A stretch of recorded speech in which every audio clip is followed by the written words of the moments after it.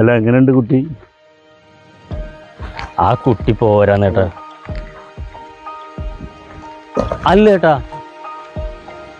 നമ്മള് അന്നൊരു കുട്ടീനെ കണ്ടില്ലേ, ഒരു നല്ലൊരു കുട്ടി. അതിന്റെ വീട് ഈ ഏരിയ തന്നെയാണ് അല്ലേ? അതിന്റെ കാര്യം വല്ല ആയാവോ?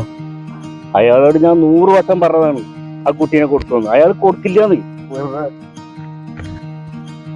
ആ കുട്ടിയുടെ വീട് ഇവിടെ കണ്ടാണ്. ഒന്ന് കണ്ടുപിടിച്ചൊന്ന് പോയി നോക്കിയാലോ?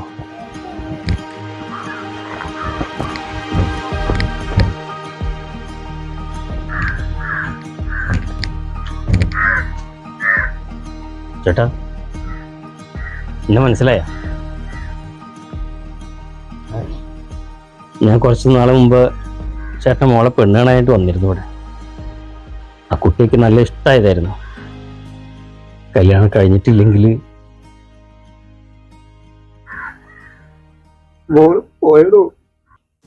മോള് കല്യാണം കഴിഞ്ഞ് പോയല്ലേ?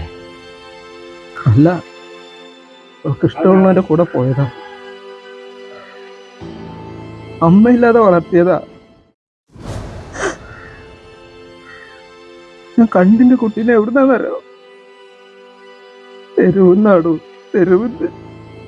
ഇത്ര പോലൊരു കൈക്കുഞ്ഞായിട്ട് അവള് എന്നെ കണ്ടു. ഞാൻ അച്ഛനാണെന്ന് പറഞ്ഞ പോലും അവളില്ലാതെ എന്റെ കുട്ടിയാണെങ്കിൽ എനിക്ക് കാണാൻ പറ്റില്ല.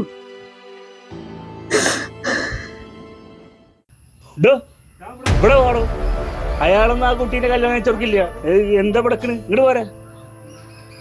ഒരു കുടുംബജീവിതം നിശ്ചയിക്കേണ്ടത് പണമോ പദവിയോ നോക്കിയായിരിക്കരുത്.